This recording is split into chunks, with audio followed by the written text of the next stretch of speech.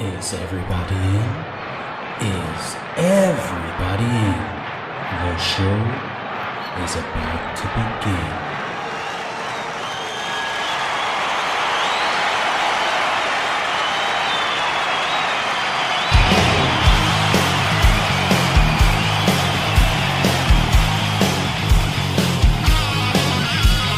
Welcome to the podcast, concerts that made us, interviews and stories, tales from the bus. We love taking you back to when it all went down. The greatest live shows and the cheering crowd sound. It's concerts that made us, concertsthatmadeus.com.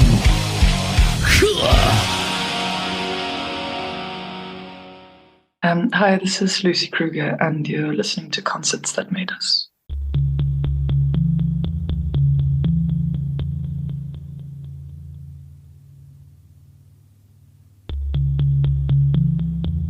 Just want to be first. Just want to be first. Don't have yourself center around Person you're with. God. Don't have yourself center around Person you're with. God.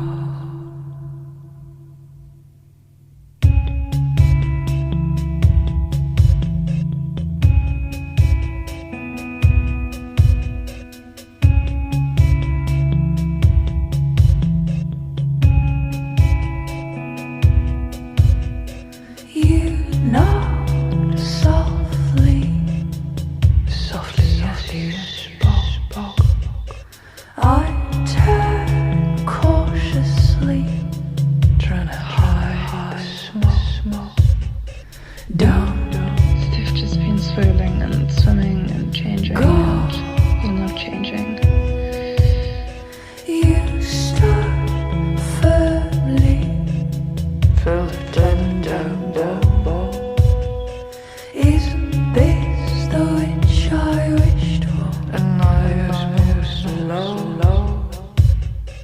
Don't have yourself center around Person you're with. God. Don't have yourself center around Person you're with. God.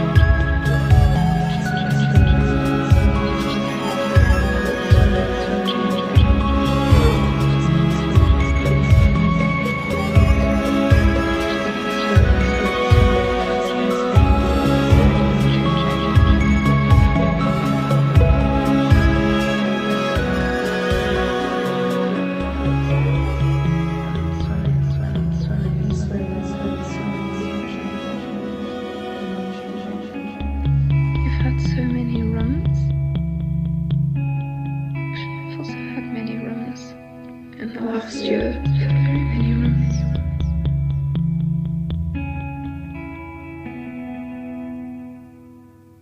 Lucy, welcome back to the show. Thank you very much. Thank you for having me. It's great to have you again. Now, it's been, I think, 2 years since we last spoke. How has life been? Right. So I would have just released Eve. Teen tapes. Teen tapes, right? Gosh. That's a big question. If somebody asked me that even after a week of not having seen me, it's a big question. So 2 years is a long time.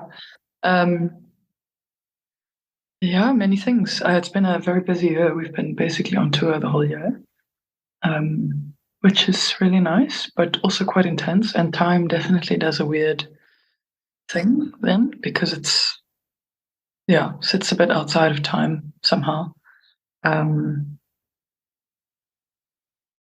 So, yeah, I guess that's the most recent thing I can think of Right, right. to answer that question. Now, as well, since we last spoke, you released an album, Heaving, in 2023, and now you're back with another album, A Human Home. It's dropping on the 31st of May. What can you tell us about it? So Human Home was actually made before Heaving, which is something I haven't really done before. And I suppose because it wasn't necessarily made very with an album in mind, it was made during lockdown. I mean, I keep, it's funny how I just listened to this podcast about memory and how it's formed. And the more that you repeat something, the more that you create the memory. And I do feel like sometimes, because this record was made a while ago, that the story of what it is and how it came to be is changing. As I tell it, I'm sort of rewriting. So it has this very clear narrative in my mind, but I wonder how much of it, because what I wanted to say was that it was written during lockdown, and I had quite a clear intention in mind, which was just to empower myself a little bit with creating. And so I was working properly for the first time with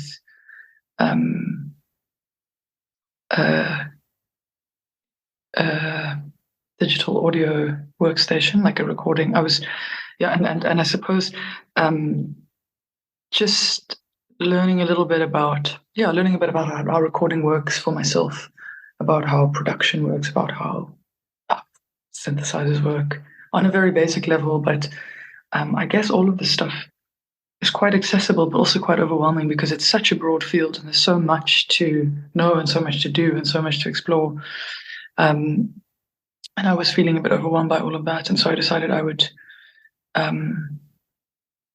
just kind of set myself take myself to school a little bit.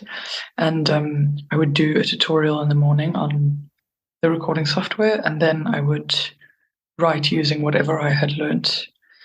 But that coupled with, it was during lockdown. And so I can't remember if it was something that I wanted to do. And maybe lockdown just gave the kind of space to do that. But then I also decided that I would try to work with a bit of a concept. And so I asked friends and family to send me some of their experiences about isolation. And actually what I found was I got a bit panicked then because I was like, I can't actually work with other people's thoughts or words because so much of my music depends on my lyrical starting point. But what was nice to feel or to realize was that point, I guess, of like setting, or at least that became something of that for me. When you set a framework, obviously it's, especially when you're working for yourself, it's your own rules. And so you can break them, but it's helpful sometimes to have a starting point. And so the combination of those elements then resulted in this collection of songs. But because, like I said, because it was quite, I was quite clear with myself about not being too judgmental and not trying to not look too much from the outside in, and so not imagining like, oh, people are going to hear this and this is how they're going to perceive me as an artist. There was kind of a thing of going, it's like writing in a journal that you're going to throw away or something. But I don't know if it's narcissism or capitalism or I don't know what made me do it. I'm hoping that there's better intentions than that. But in the end, I wanted to share it anyway. I don't know. So I am sharing it. But it definitely feels a bit different to the others. Like I'm still figuring out. Yeah, it's put a little like existential pin in the process of releasing and thinking about why one does it but I am doing it. So that's where I'm at with this record. Right. I have to ask, if it was made before Heaving, why is it being released now? Why was it not before Heaving? Well, I mean, logistically, I received funding for Heaving to make a record. And so then there's very clear frameworks and timelines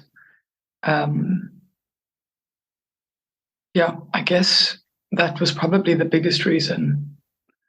But actually, not because heaving, even, I'm busy working on a record now. And some of the songs, actually, I was planning on making, when I got that funding, I was planning on making a different record, which is the record I'm making now. But then when I received the funding, I was told that I had to basically have it done within a few months. And I don't know why I didn't then release it then. I had this other collection of songs that I had been working on with a different concept in mind, and they were feeling a bit strange and also a bit brave. And I think I was actually happy for the excuse to be like, oh, well, I guess I'll have to release these. And that ended up being heaving. And yeah, in a way, because I do think of Human Home a little bit as process work, but almost like it's not B-sides, because it's not. It's all, yeah. It's a little bit like a prologue to heaving or something. No, where does a prologue come? Prologue is first, isn't it? Yeah, okay, yeah. That's right. Yeah. Right. And when it came to recording production, how did you approach that? As an amateur. Right. Yeah, I guess the idea was to.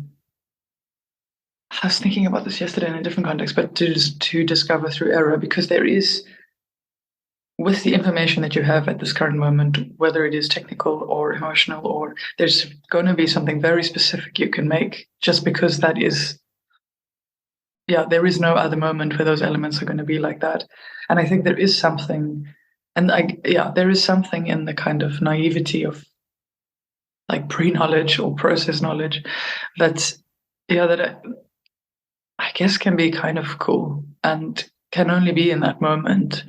And so, yeah, and I suppose maybe just getting to know myself a bit, I don't think I find it very interesting to learn in a very dry kind of manner.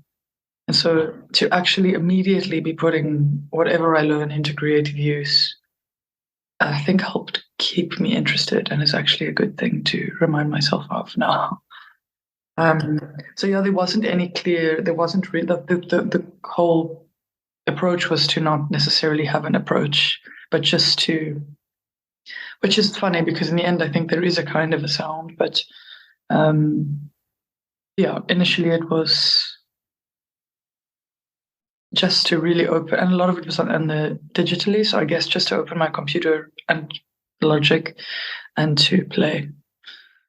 Yeah. And obviously it was lockdown, and so I had to be in my room, and so it was bedroom production, I guess.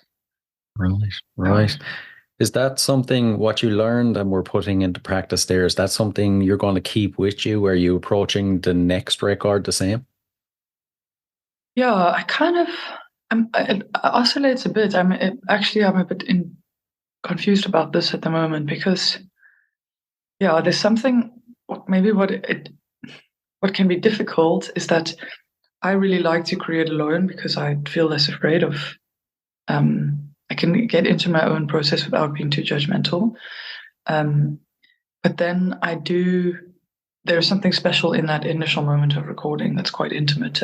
But obviously it's not always your first effort can be your best, but it can also just be a step. And so for this new record, I'm trying to let that be a step, and for the band to kind of to really go back to the band. But I think what's difficult is that you have to then let go a little bit of the initial feeling, because otherwise I think you can end up making a bad replica of an impulse that so that you capture something with the emotional quality, and so then you can attribute it to that exact sound or exactly the way that that's played, and then you try to mimic that, but you're missing the core of it. And so to actually like let go a little bit of that initial thing and to see what happens, and to try to find the next moment that is inspired by that moment. I guess, I don't know, for me, and I'm sure for many others, like there's a constant like fulcrum kind of swings between these things. Yeah. Yeah, so I'm trying to not be too precious, not to get stuck in the first moment. I mean, to let it be a first moment, and then to keep pushing the production a bit, I suppose. Right, Yeah. right. I get you. I get you. When you look at the tracks on the record, then is there any specific ones that kind of have a special meaning for you or stick out? To think about the track listing now. Well, now they're all quite precious in a way, which also makes it difficult to be very sincerely critical of the process or the product rather. But because they all have some kind of seed of my connection with somebody else. Like even if I ended up writing the words, it was started by something. It had to include somebody else somewhere. So actually, there's one song on the record that's, and I don't think I was supposed to say this, but I'm going to. The last song on the record is called Golden Moon, and my partner Liu was living in Amsterdam, and she wrote me. It was really just a pretend poem, like it's kind of sweet, funny, and then I ended up using that to try write a song. And something I think, even though it was a kind of a joke poem, there was a bit of something true in there. And then the guitar is just quite like, I don't know, something in the musical conversation back to that also, although it was silly, was somehow ended up being honest. And I think it's actually turned out to be something quite sincere that started off as like a masked playfulness. Yeah, yeah. How did they feel knowing you would put it into a song or turned it into a song? Well, what actually happened, and this is also a funny question around consent, but because I didn't use anything that was directly sent for the project, I actually ended up using voice notes from friends around that time, which ended up being just feeling much more honest. Like I think sometimes when you speak directly to a situation, it's hard to feel something from it. And so there's two songs, one called Rooms and one called The Whale Song. And then a couple of others where I also still use voice notes, but I steal voice notes from my closest friends. And they didn't know, and I think they were quite surprised to hear themselves. And actually one of the singles includes my best friend's voice. And her partner sent me a message saying he's trying to articulate the experience of hearing his partner's voice in a song without expecting to. But I think they're used to my ways, so they were okay with it. Right. I obviously checked with them first. Yeah, you kind of have to, I suppose. And for fans of your music, what do you think will appeal to them about this record? I have no idea if it will. Right. I don't know. I don't have this is a funny thing. Also, when I was thinking about releasing it, I was thinking maybe this is something that you do when you do have, that you actually only do at some point when you already have an extensive career and a huge listenership. And I can imagine for myself, if I really loved an artist and they were to release something like this, that would be very intriguing for me. I'm not sure if I'm not at that level, but I think you still do what you do as an artist, So I'm not really sure. I guess when I listen back to the record, when I listen back to the songs a little bit after having done it, or a little while after, so I left some distance, I listened back and I thought, yes, there's something there. And then I tried to just stay with that, to not overthink that, to feel like, yes, there's something honest there, and that's it. So I'm not sure, actually. Okay. Okay. How has it been going down live then?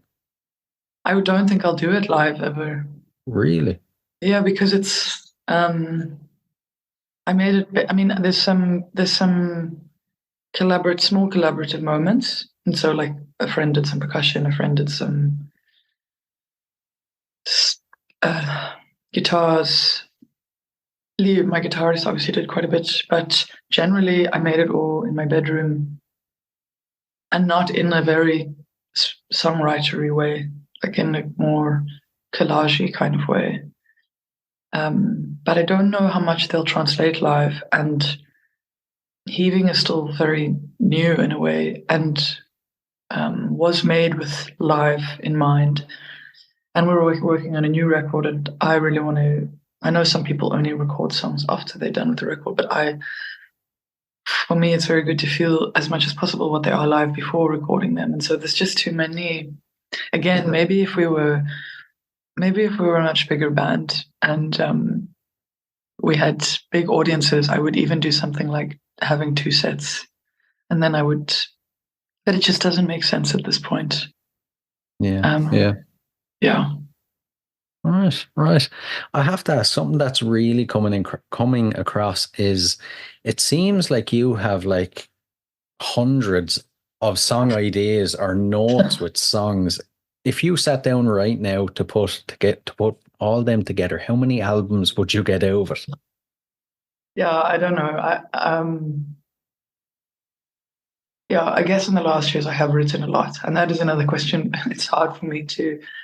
I'm a little bit in the process now of going like, yeah, I guess wondering. I think something happened when I moved to Berlin. I felt kind of internal pressure to really give myself over to this craft. And for me, that looked like writing. It can obviously look like a lot of other things. I could be working on my guitar playing, I could be working on, but somehow for me, it became a thing of writing. And I felt like what can happen in this, especially when you're not a well-known band. I don't know what the experience of well-known bands is, but for myself and what I see around me, it's quite hard work to keep it sustained. And so you can end up spending all your time on admin and trying to get things going and not actually on the process. And then it starts to feel, like you're not growing, and it just starts to feel like a bit of a farce. And so I just made it very clear to myself and tried to stick to it that I would have to be really involved in the writing process so that I would actually be an artist, and not. And so I think I got into a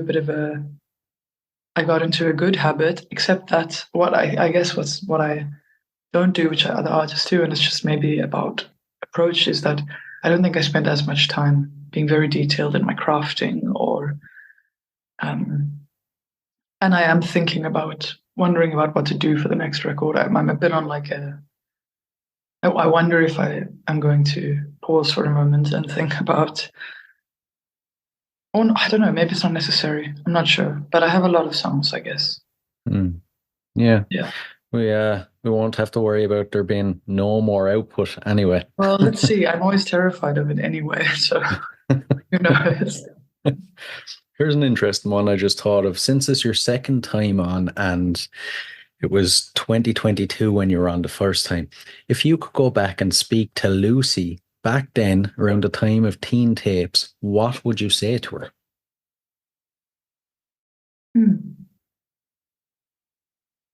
I'm usually quite cynical, but I think I would have something. Maybe I could just say, I guess at that point, I was really trying to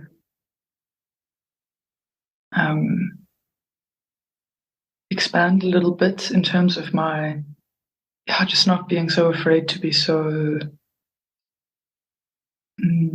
I wanted to color out of the lines a bit in many ways, and I didn't really know how to do that, but I was somehow working on it in my mind, and I think that I did manage to go there. I mean, I think I still have a long way to go, but I think I did manage to go there a bit with Heaving and prove to myself or show myself, I think that process is process and possible.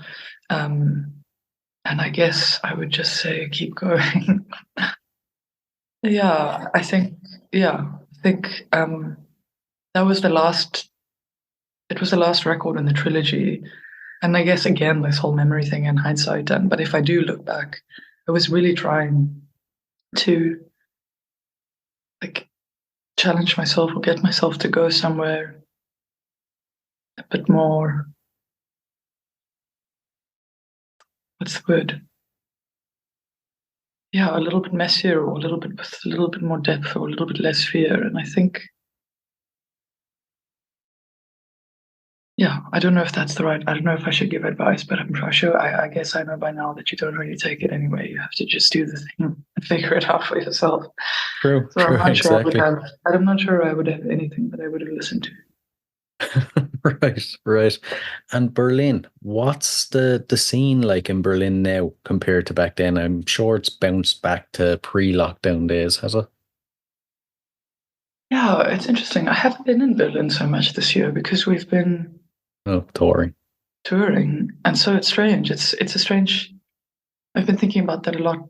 Where I haven't really been here. I was also in South Africa for 3 weeks now. I haven't been here, and because we're away so much. When I'm back here, I hibernate a bit. And so in a way, I'm not really engaging with the city or the scene in a way that's probably advisable. Mostly because community matters, but so yeah, I guess I can't. I don't know if I can speak to that so well at the moment. Berlin is feeling a bit strange. Germany is feeling a bit strange. Politically, but it's a bit confusing actually. Yeah, I mean, I went and saw a show last night. What is her name? I look online quickly. I went and saw a really nice show. I'll try to remember the name, at Silent Green, and it was very beautiful. And I remembered how much there is here to engage with in terms of the artistic scene, and I felt very. It felt very life affirming and very kind of. It had my thoughts moving, which I was reminded a little bit about what the city can offer. But yeah, I guess I've been a bit out of touch actually. Right. Makes sense, I suppose, when you're doing so much touring. Speaking of which, what have the gigs been like for you lately since we last spoke? Yeah, good. I mean, I love playing live. I've really enjoyed. Yeah, I guess I was doing teen tapes then, but I've really enjoyed playing Heaving live, and feeling what. Yeah, I guess it's been really fun to play a little bit with performance, and um, yeah, this is another thing. I don't know how much. It's hard to know how much one should consciously or intellectually feed into ideas around performance, and how much one actually just has to do. But I guess the lucky thing about touring a lot is that you do have the chance to experiment, and yeah, that's been really. Yeah, and like I say, maybe some of the thoughts that especially around Heaving, I was really busy with ideas around, I suppose, the feminine voice in particular, and a lot of that, everything is quite interlinked, and so it also just fed some ideas to me around, yeah, how the female performer is perceived and how she experiences herself. And I don't know if I did anything. Yeah, I think I realized, which is very nice and frightening, that if you feed yourself with certain ideas or you take time to think, they do, and you allow them to, they do kind of trickle through into your physical experience. Yeah, it does feel like a time of like stretching and playing and disrupting my own norm, I suppose. So anyway, I guess the shows have been really nice and really empowering and interesting. Yeah. All right, all right. You recently played South by Southwest and New Colossus in New York as well. What was that like? You have to give us all the details. How did it come about? Everything. I don't know how, yeah, it was a bit of a challenging experience for me. I mean, it was lovely to be invited to Dead Strange who do, who run Nucleus are great, and I was happy to have an opportunity to visit the States because it's a place that's, I guess, been so instrumental in so many of the writers and musicians that I listen to and who were fundamental to other artists that I listen to came from there. And so it was interesting to be there, but also a bit of a strange time to be there if you are conscious of what's happening in the world. And while I was in New York, there was information released about South by Southwest platforming weapons companies that were involved in supplying weapons to Israel, and that obviously disturbed me a lot. And the whole experience became quite, I guess I was really busy with just thinking about how we are in the world and who we engage with and the systems that we work within, how they contribute to the power or oppression of others. And I think that question and that reality really overwhelmed my experience. And so it wasn't really a musical experience in the end. And I'm still processing it a little bit, even knowing how to talk about it. I don't have I have a lot of feelings, but I don't have, and they're so old and like historical and fed by others that I'm finding it a bit hard to figure it out.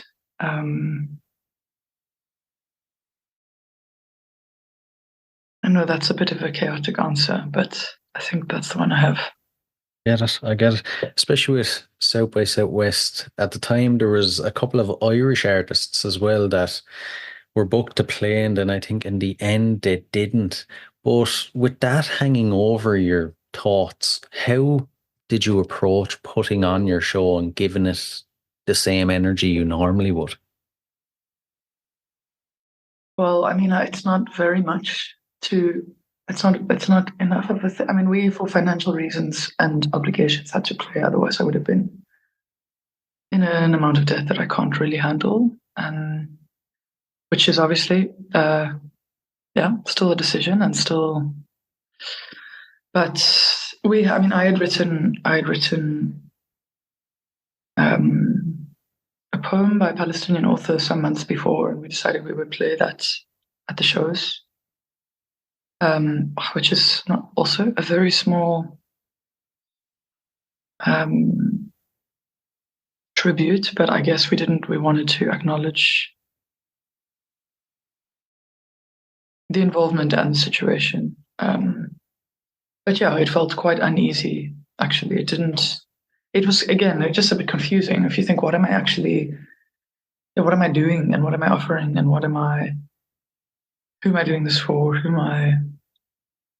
It felt like a strange micro, I don't know. Yeah, everything felt, extremely laden with symbolism, and it wasn't simple at all. It wasn't just what it was. Yeah, I completely understand. But I was very, I was also very impressed and envious of the Irish artists who were there, because I think most of them pulled out. And somebody that I know who works with an Irish artist, the artists that had got funding to be in South by Southwest were still going to receive that funding because of, I guess, the general stance of the Irish, which is pretty amazing, and also just shows you, because that is not the German view. Really? No.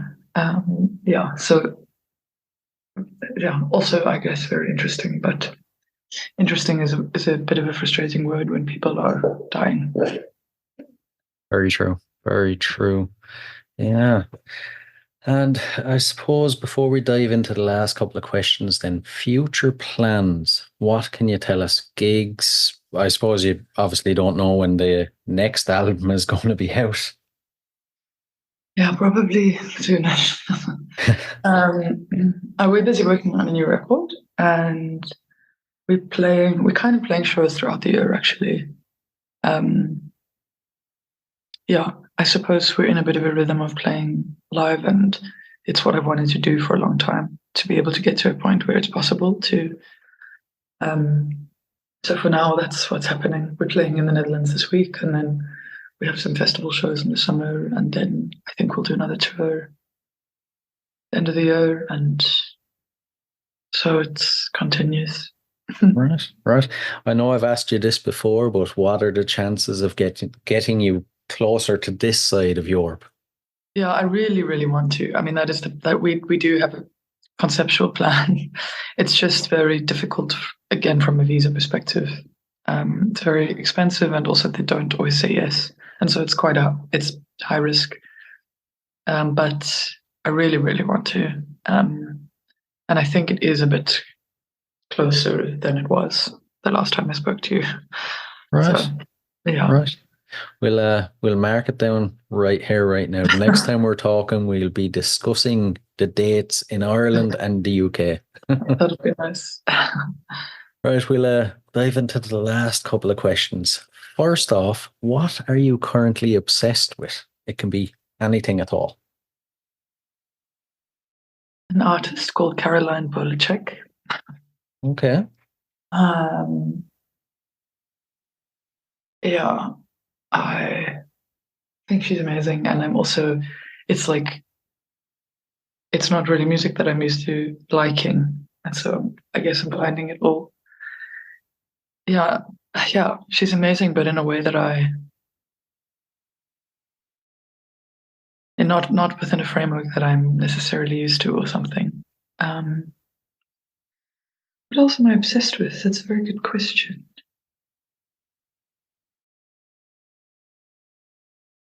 I guess, the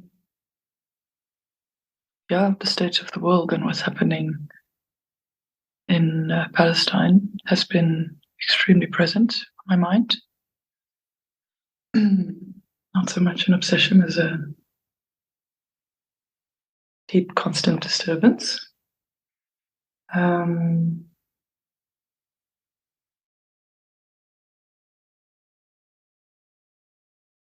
I'm always afraid of this question because I think sometimes I have such a single track mind. Yeah, I can't think of anything else. Okay. The next one's a bit of a fun one. If you had a superpower, what would it be and how would you use it on stage? I would somehow try to tune people's brains into specific frequencies that they would somehow feel. Yeah, I don't know exactly what it would be, but there would be a moment of harmony that doesn't necessarily exclude dissonance, but allows people to really understand on a fundamental level that we share this planet with the planet and each other, and that there's a deep dependency and need for equality and empathy. That is a perfect answer. I really like it. And the final one, what is your goal? It's just a more ridiculous way of saying world peace, actually. But Yeah, actually, it's more complicated. that would be nice. Yeah. And the final one, what is your go-to album? An album you constantly revisit?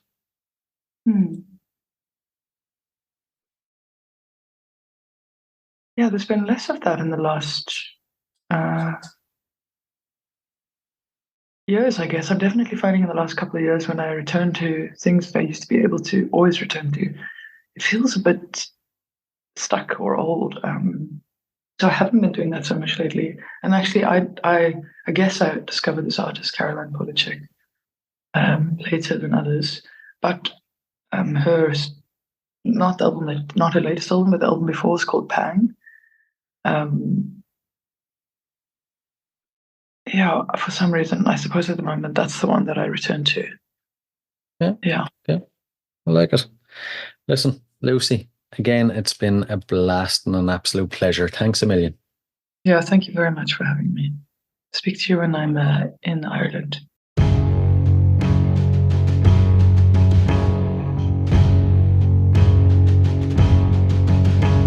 Crippled by play, the thousand to-dos all alone in this room. Instructions for fate. Touch, type, test, prove. I smell the blood of an early removal. How to rearrange, twist, tip, tear, tape. I smell the blood of another approval. The colour of the thoughts, the slit of the truthful. Look at us go, so functionally brutal. Lover, come save me with all your unusual.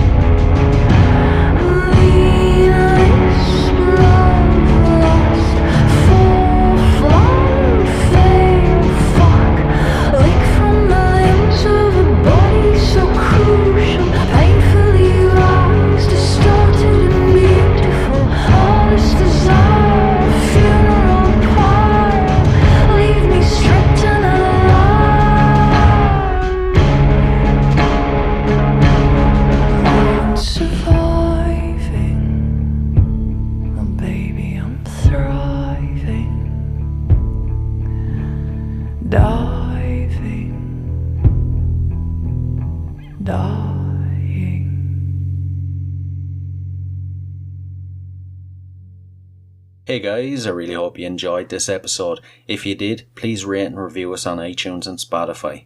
And if you're interested in signing up to Band Builder Academy, use the link in the show notes below and enter the code CONCERTS and you'll receive 10% off. So, until next time, keep rocking.